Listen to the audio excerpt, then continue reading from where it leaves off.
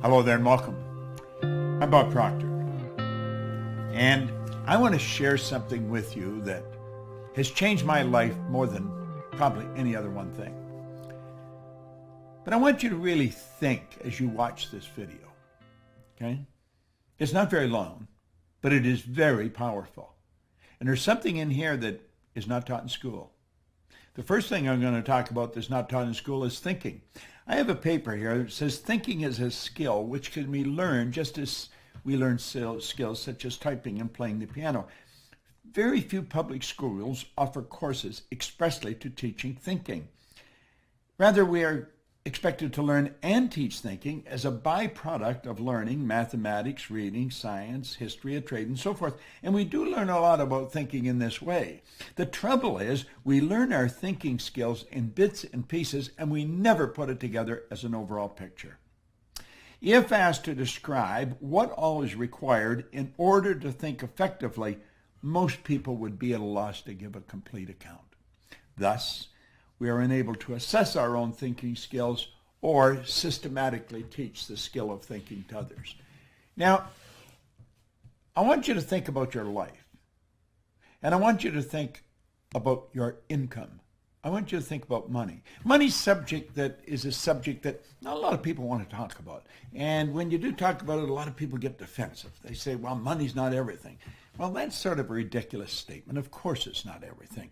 But money's important. It's very important in the area that it's used. It's as important as the food you eat, as the medical care that you subscribe to, as the car you drive, the home you live in, the vacations you take. See, money is something that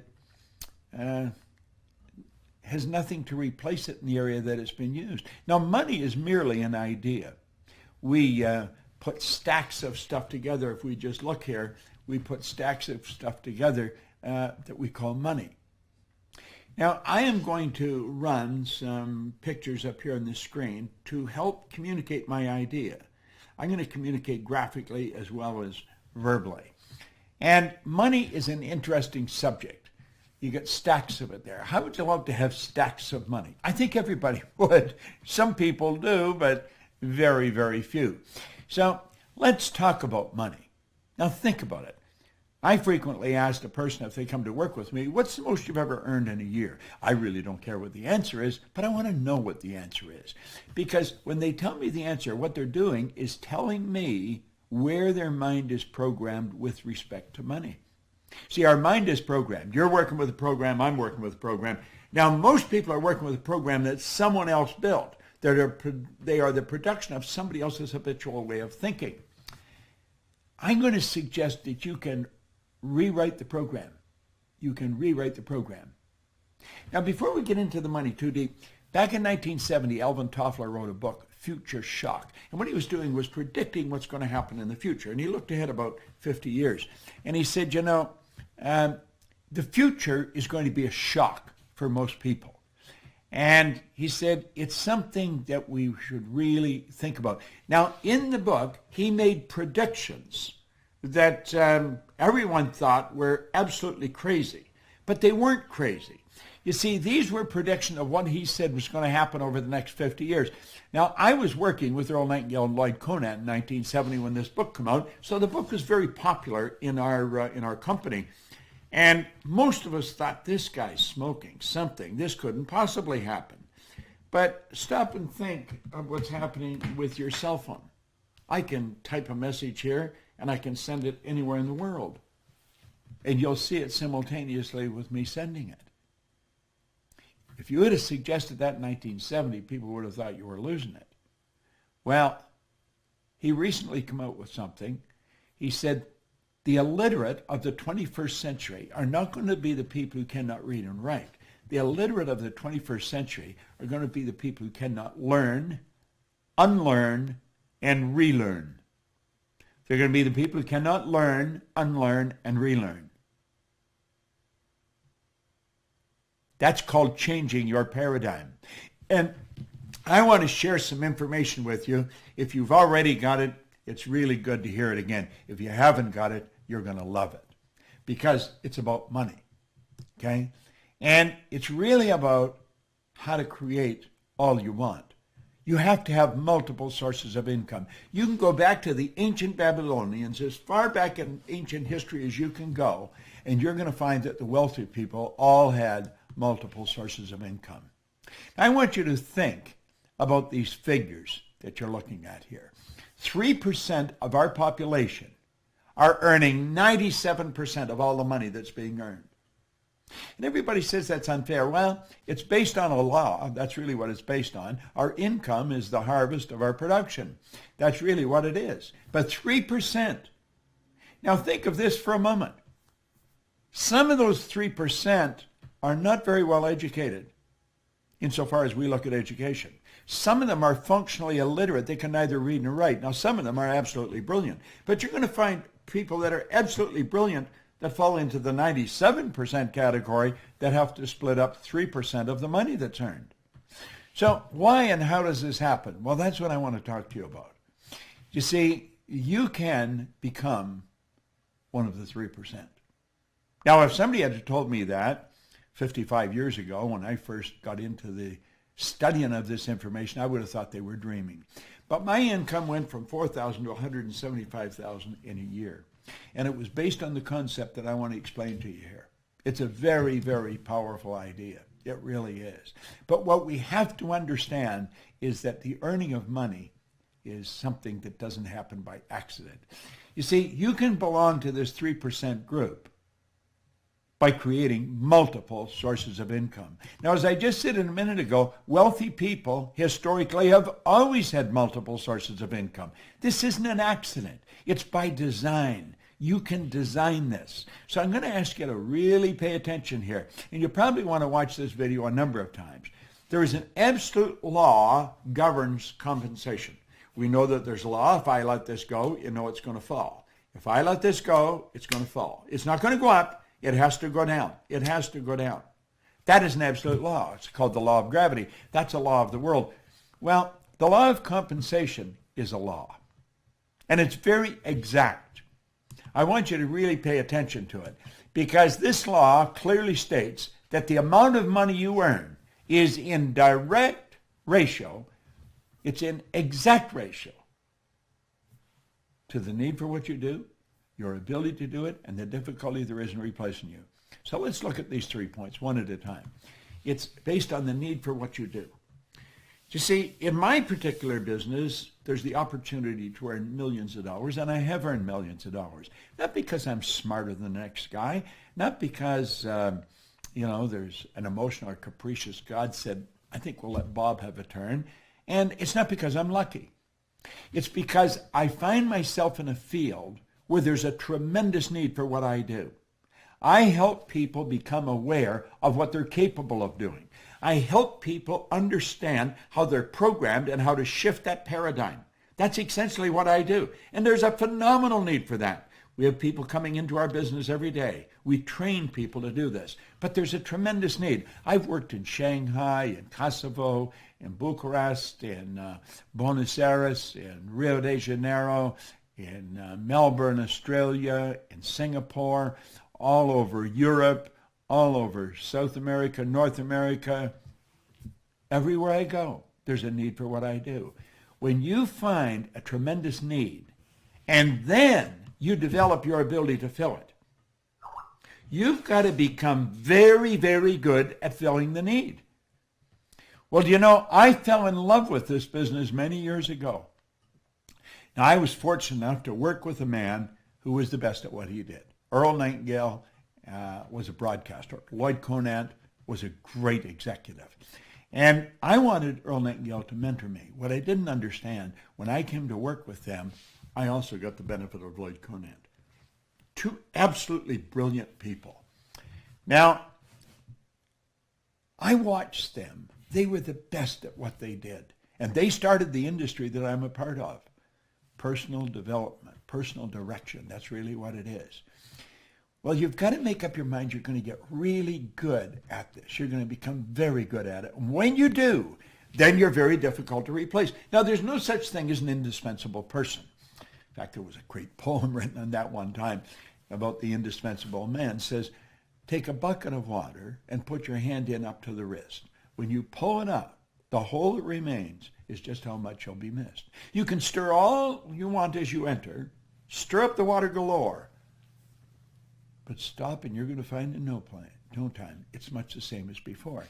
Well, what they were getting across is there's no such thing as an indispensable person, but some people are very difficult to replace. And if you make up your mind you're going to get really good at this, I guarantee you can earn a lot of money.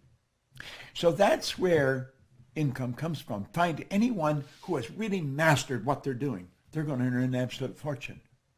See, this is the law of compensation. So this is what you want to study. What do you want to do? You just want to focus on your ability to improve. Become a master at whatever you're doing. You see? Now, this is the focus. The money is the reward. This is the cause. The money is the effect. You see, you take care of the cause, the effect will always take care of itself. Now, let's look at it this way. We're going to talk about multiple sources of income, not just one, but many. Now, I stumbled on this way back in the 60s. And when I stumbled on it, I thought, wow, this is really something. So you got the whole world in front of you there. You'll notice on the map, we got the whole world there, and you're sitting right in the center. You're placing yourself. Now, you could place yourself anywhere in the map, place yourself wherever you are. But I'm saying you're in the center of the world. The whole world's around you. Doesn't matter where you are, you're in the center of the world. It doesn't matter. You could be in Mozambique, you're in the center of the world. You could be in Rio de Janeiro, you're in the center of the world. There's as much on your right as there is on your left. There's as much behind as there is in front. So then start where you are and you set up a source of income. Now, MSI is an acronym for multiple sources of income. MSI. Now, where you are is what you're earning right now. That's your present income. The MSI is an additional income. It's not another job. It's not a better job. It's not even a job. It's a source of income. See, money is reward received for service rendered. When I was sleeping last night, I was rendering service based on stuff that I did some time ago. Think of it this way. Think of some kind of a rock star. Think of Elvis Presley. His estate is still earning money from records of his that are being played on the radio. That's right. He made recordings, and those recordings are being played on the radio, and every time they're played, money goes into his estate. That's called a passive income. That's called a source of income. Well, you can start sources of income. You can start them all over the world. You may say, well, how? Well, you don't have to know how. You just have to make a decision that you're going to do it. The how will come. Don't let the how trip you, okay? And once you get one going, then you get another one. And it may be in a related field right near where you are. See, I believe you can set up sources of income that are very closely attached to what you're already doing. And then you may go to the other side of the world and set one up. Now, as you get good at this, they're going to start popping up all over the place. You may say, well, I don't know how to do this. Well, of course you don't. Not to start with. I didn't know how to do it when I started. I didn't even know how to read very well when I started. I hadn't gone to school. I had 2 months high school. I had no business experience. But you know, I built a business all over the world. How did I start? I'll tell you exactly how I started. I borrowed $1,000. I bought a used forming machine and some buckets and mops. I started in the cleaning business. And I started by cleaning one office, washing the floor twice a month, $15 a time. Then I got another office at $65 a month. Now I'm up to $95. I was only earning $400 a month to start with. Do you know, one day I passed out on the street. I thought the answer was work harder, get another office to clean. But it didn't work that way. And I woke up and there's a big cop looking at me and there's people standing all around me and I see a stretcher and lights flashing. And it was a scary situation. I guess I'd passed out. I was exhausted. I thought the answer was work harder. That is not the answer. Hard work is never the answer. The people you know that work the hardest are probably the ones that are in the least. Now think. Really think. I got off by myself. I didn't let them take me to the hospital. I got up and I started to think.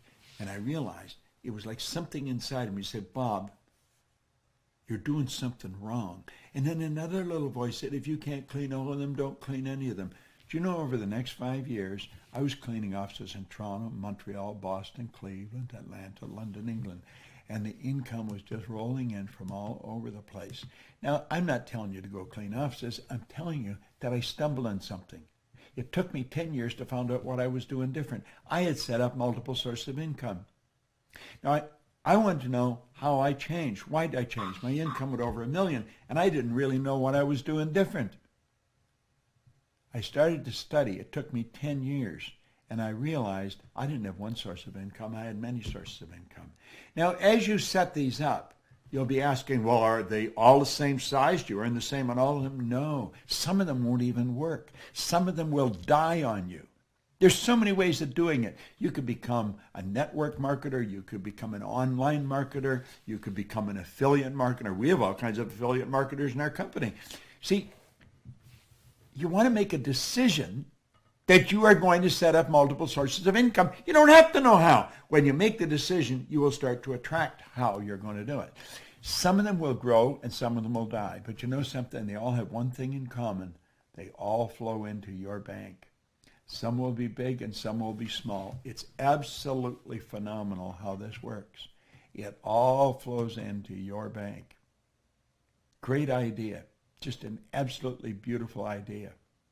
That's right. That's where it happens. Now, that's an affirmation I've been using for a long, long time. I am so happy and grateful now that money comes to me in increasing quantities through multiple sources on a continuous basis. Where did I get? I don't know where I got that. I probably got it from maybe Joseph Murphy's books or somebody of that. There's a great book, The Power of the Subconscious. You want to read it. I've got a great book. You can go to my website and get it. You Were Born Rich, and it's what I learned from 61 to 1984 when I wrote the book. But at any rate, you keep repeating a positive statement. I am so happy and grateful now that money comes to me in increasing quantities through multiple sources on a continuous basis. You see, when you stop and think about this, there are only 3 income earning strategies, just 3. I don't know which one you're using. You may be using them all. But there are 3. I call it 1, M1, M2, and M3.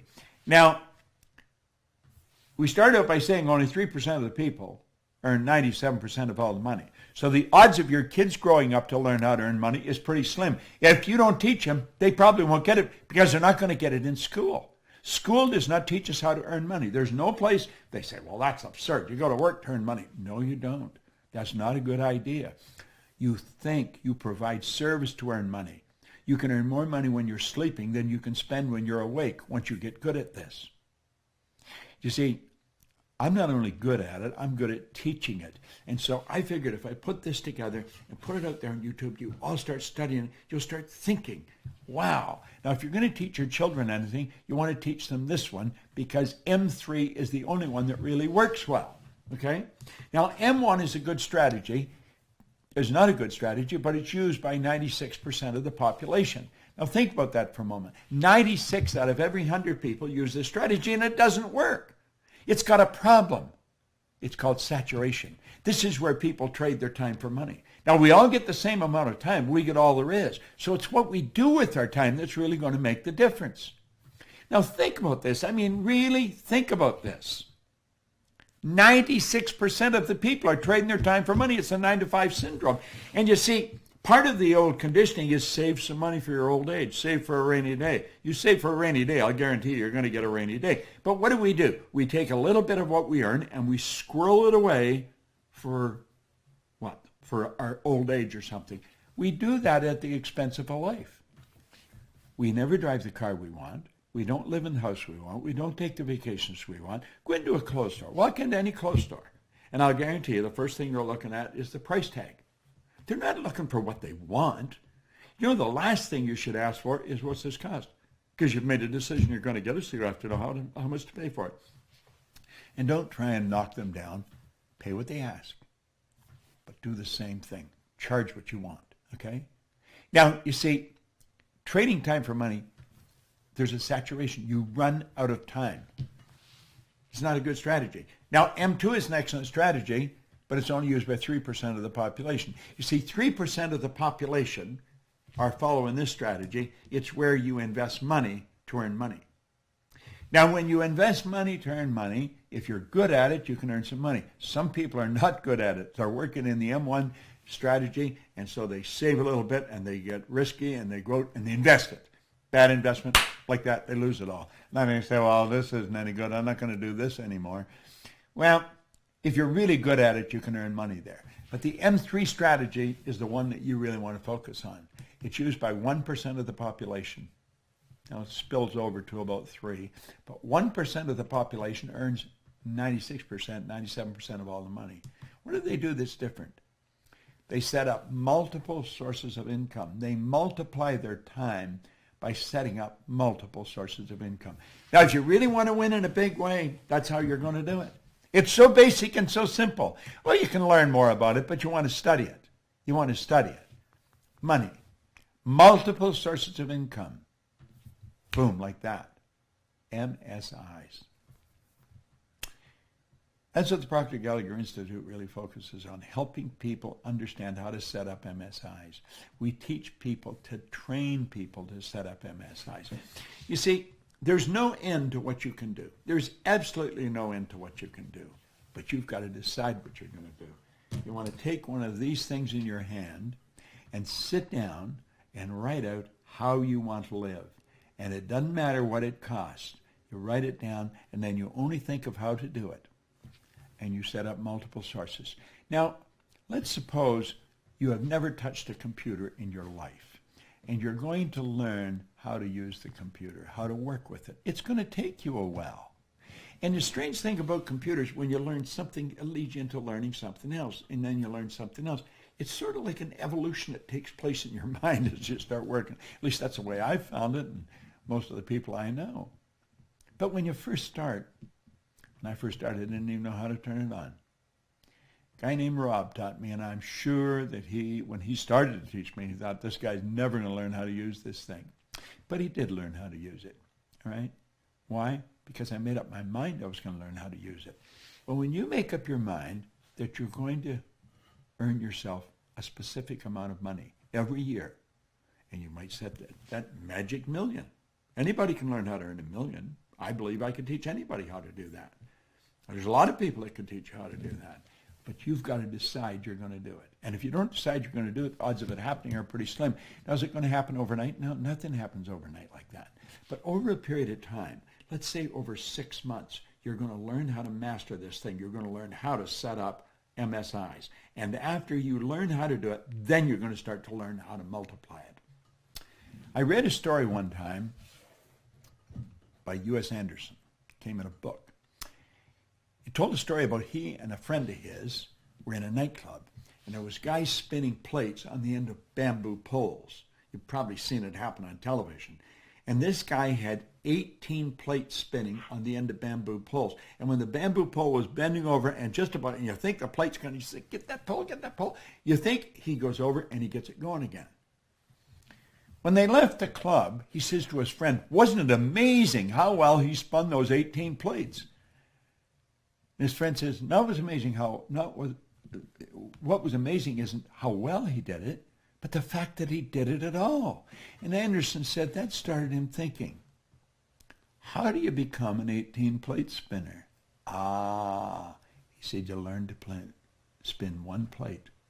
Learn to set up one MSI, and then 2. And maybe you'll become an 18-plate spinner yourself. MSIs. It's Bob Proctor.